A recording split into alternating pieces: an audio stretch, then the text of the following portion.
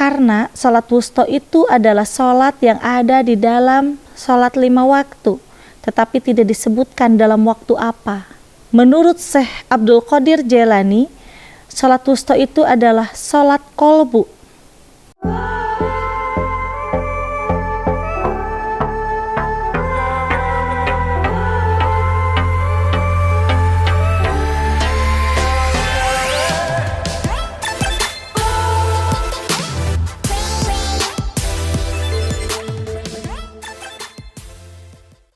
Assalamualaikum warahmatullahi wabarakatuh. Jumpa lagi dengan saya Anggra Putri Tania, dan kali ini saya akan membahas tentang pertanyaan dari sahabat IMP ya.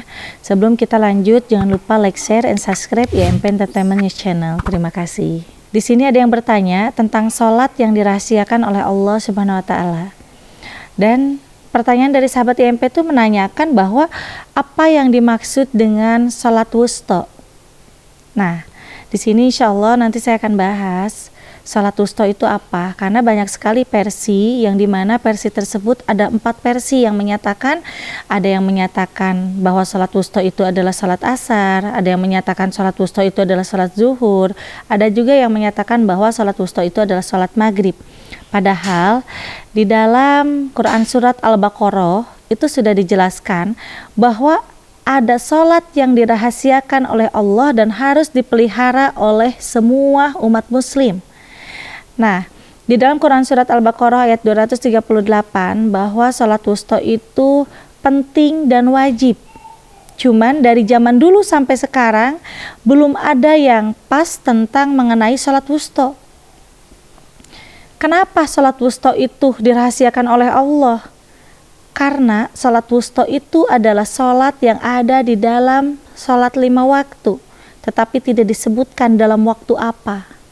Nah, di dalam kitab Al-Qadar Allah Ja'allah Yusuf Kashifa Yahya, bahwa sholat wusta itu menurut Syekh Abdul Qadir Jailani, sholat wusta itu adalah sholat kolbu.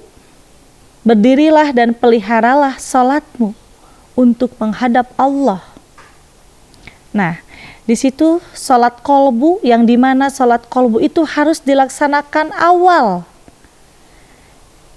di bagian sholat 5 waktu. Nah, yang mana? Di bagian yang mana nih? Itu Allah rahasiakan karena di dalam kitab Sirur Asror Syekh Abdul Qadir Jailani, bahwa sholat wusta itu sangatlah penting dan pernah dilakonin. Nah, dilakonin oleh siapa saja sholat wusta tersebut? Sholat wusta pernah dilakukan oleh Nabi Muhammad SAW, oleh Nabi Ayub alaihissalam, oleh Nabi Daud alaihissalam, dan oleh Syekh Abdul Qadir Jailani. Kenapa di dalam Quran surat Al-Baqarah ada yang disebut dengan wassalatul wusta?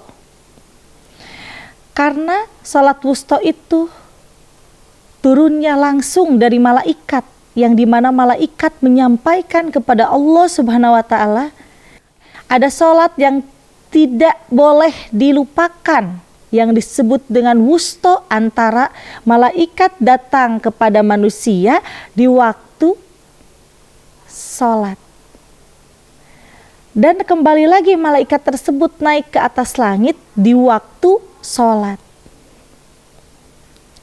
Jadi di sini bisa kita simpulkan di dalam kitab Sirul Asror dan di dalam hadis riwayat Bukhari 256 bahwa sholat wusta itu kita boleh lakukan di sholat awal.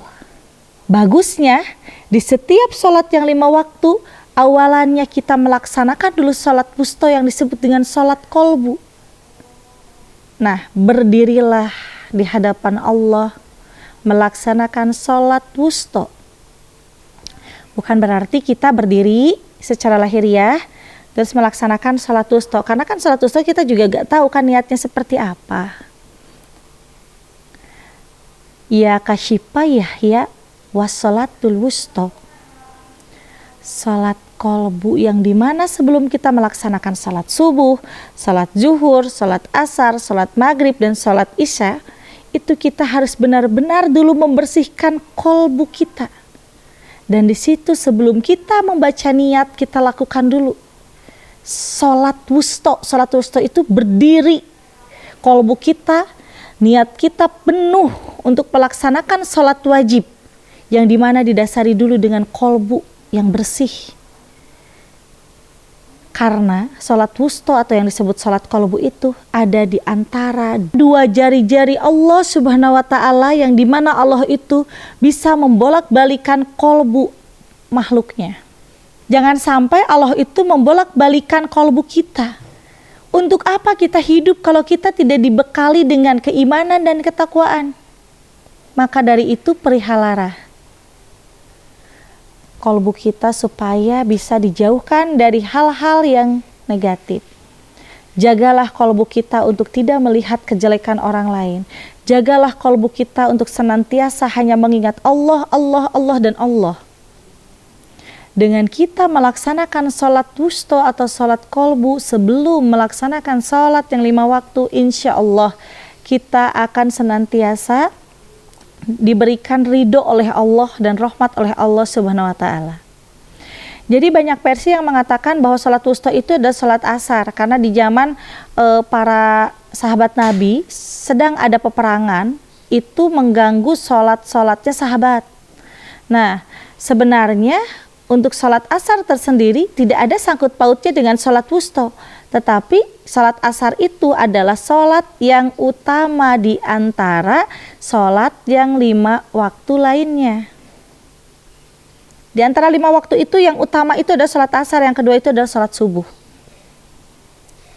Tapi tetap itu namanya asar dan subuh, walaupun 2 waktu itu adalah waktu yang istimewa. Nah, beda lagi dengan wusta. Jadi untuk sholat wusta itu jangan disamakan dengan sholat asar atau sholat yang lainnya. Wusta adalah wusta. Wusta itu adalah kolbu. Kolbu itu adalah yang dirahasiakan oleh Allah Subhanahu wa ta'ala. Jadi di sini yang bisa menafsirkan tentang sholat wusta itu adalah Syekh Abdul Qadir Jailani, karena di mana pada saat itu Syekh Abdul Qadir Jailani melaksanakan sholat wusta dari mulai balik dan sampai akhir hayatnya. Makanya di situ rahasia yang Allah rahasiakan terbuka oleh Syekh Abdul Qadir Jailani, ya di mana di dalam kitab Al-Qadir di situ sudah jelas bahwa ternyata para nabi pernah ada yang melaksanakannya, dan yang melaksanakannya itu bukan orang sembarangan, tetapi semua adalah kekasih-kekasih dari Allah Subhanahu wa ta'ala. Nah, ini kan sholat yang dirahasiakan oleh Allah Subhanahu wa ta'ala. Ada lagi yang dirahasiakan apa?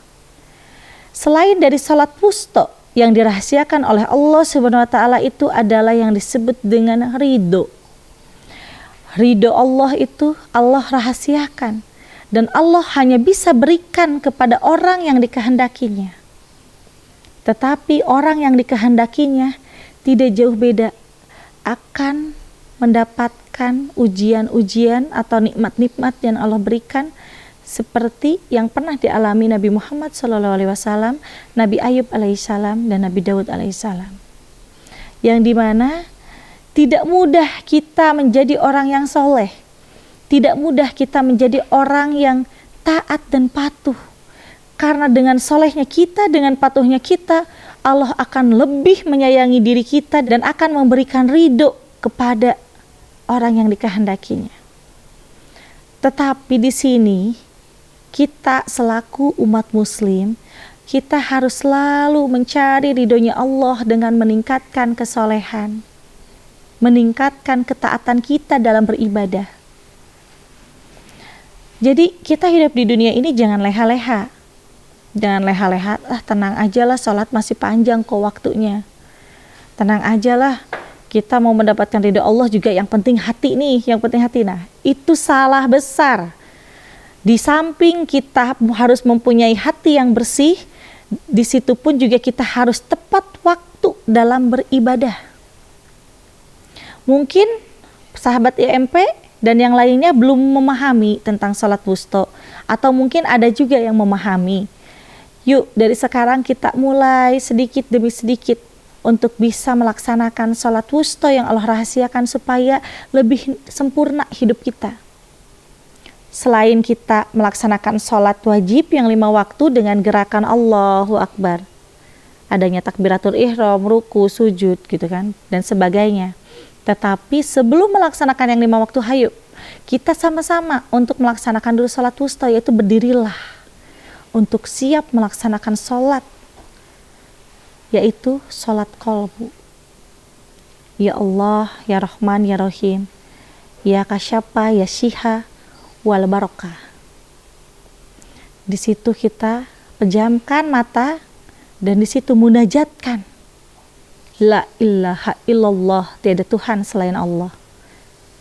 Meminta ridho Allah, meminta ijabah Allah. Kasapa yisya. Nah, sahabat IMP, jadi di sini itu yang dirahasiakan Allah. Tadi saya membahas tentang salat wusta, dan ada selain salat wusta itu, yaitu ridho yang tadi saya sampaikan juga. Selain ridho ada apa lagi? Ternyata ada 6 perkara yang Allah rahasiakan selain daripada kematian. Ada yang disebut dengan salat balighu. Salat balighu itu apa? Tidak ada dalam Quran, tetapi ada di dalam hadis sahih. Hadis sahih yang mana? Hadis sahih Juhul Hisab Insani, Said Azib pengarangnya. Siapa Said Azib? Said Azib itu adalah sahabat Nabi yang paling Nabi sukai, yang paling Nabi percaya dalam menjalankan syiar agama Islam ke seluruh pelosok pada saat itu. Salat balighu itu adalah salat yang dimana dilakukan saat adanya peperangan dengan tidak melihat harus jam berapa. Jadi tidak ada aturan waktu. Di saat adanya peperangan, para sahabat Nabi pada saat itu melaksanakan salat balighu. Nah, salat balighu itu yang diperintahkan oleh siapa? Yang diperintahkan oleh Allah Subhanahu wa taala untuk bisa melerai peperangan. Nah, di dalam hadis sahih itu ini tercantum. Bahkan bukan hanya dari satu hadis aja, tapi ada beberapa dalil juga yang mengatakan salat balighu untuk peperangan, agar peperangan itu bisa dingin, bisa dikondusifkan. Selain daripada itu masih ada 3 lagi perkara yang Allah rahasiakan. Tetapi di sini mungkin akan panjang lebar kalau saya jelaskan satu persatu ya. Tetapi di sini ada yang tidak kalah pentingnya, rahasia yang Allah rahasiakan di dalam sifat manusia. Di dalam sifat manusia yang dimana Allah rahasiakan, padahal ada satu yang istimewa yang Allah simpan dan Allah tanami di dalam semua wujud dan sifat manusia, yang disebut dengan balasyar hikroh. Balasyar hikroh itu apa? Balasyar hikroh itu adalah kebaikan, cinta kasih yang Allah tanamkan kepada semua umat manusia. Balasyar hikroh itu akan muncul hanya kepada beberapa umat manusia saja dan tidak berlaku kepada semua manusia. Kalau yang murni, kalau yang tidak murni contohnya, bisa kok kita menimbulkan tanaman yang dari Allah yang disebut dengan balasyar hikroh agar kita bisa merasakan kedamaian, penuh rasa cinta kasih kepada sesama. Nah, balasyar hikroh itu ada di dalam hadis riwayat Imam Bukhari yang disebut dengan masyafa lakashipu al-hash. Di situ bahwa semua orang bisa menimbulkan balasyar hikroh dengan kesungguhan. Kalau orang yang tidak bersungguh-sungguh tidak akan pernah bisa menimbulkan balasyar hikroh itu, karena akan terus hidupnya penuh dengan kebencian kepada sesama. Contohnya, yang bisa menimbulkan balasyar hikroh itu yang seperti apa? Contohnya, manusia yang saling mengasihi, menyayangi, dan menghormati juga menghargai. Nah, itu salah satunya, yang dimana orang tersebut disakiti, difitnah, dihina, tapi tetap memaafkan, Berarti itu tandanya sudah timbul balas syarhikroh di dalam dirinya. Lalu contoh yang tidak bisa timbul balas syarhikrohnya itu seperti apa? Orang yang selalu melihat kejelekan orang lain. Contohnya, ada orang nih tidak suka kepada ceramah-ceramah saya. Padahal ceramah-ceramah saya ini menebarkan kebaikan, mensyiarkan agama Islam agar bisa lebih terbuka pandangannya terhadap Islam yang sejati. Tapi orang tersebut karena hasad, karena dengki kepada saya, akhirnya menyuruh saya untuk tidak berceramah lagi. Contoh misalkan, udahlah Neng Angra, kamu gak usah ceramah lagi, percuma ceramah juga. Padahal ya, ceramah ini saling mengingatkan satu sama lain, sesama muslim. Seperti banyak juga orang yang tidak suka kepada ulama yang berceramah. Padahal kita itu jangan sampai tidak menyukai ajarannya. Karena yang diajaran itu sama kok, sesuai Al-Quran, kitab dan hadis. Kalau misalkan benci sama orangnya, jangan sampai benci kepada tausiah-tausiahnya gitu. Nah, jadi itu bahaya bagi orang yang mempunyai balas syarhikroh tetapi dia tidak mau sungguh-sungguh untuk menimbulkannya. Akhirnya di situ dipenuhi dengan rasa hasad, rasa dengki, dan juga rasa kebencian terhadap sesamanya. Mau ulama ataupun saya yang menyampaikan tausiah-tausiah ini, didengarkan dan dituruti perihal kebaikannya dan dijauhi perihal keburukannya. Tidak suka kepada orangnya, jangan sampai tidak suka kepada ajarannya. Nah, di sini kita sama-sama harus bisa sedikit demi sedikit menghilangkan rasa kebencian. Ya sahabat IMP, jadi itu beberapa yang Allah rahasiakan, yang dimana di sini saya sedikit membuka sesuai yang ada di dalam keterangan yang tadi saya sampaikan. Saya pamit undur diri. Wassalamualaikum warahmatullahi wabarakatuh.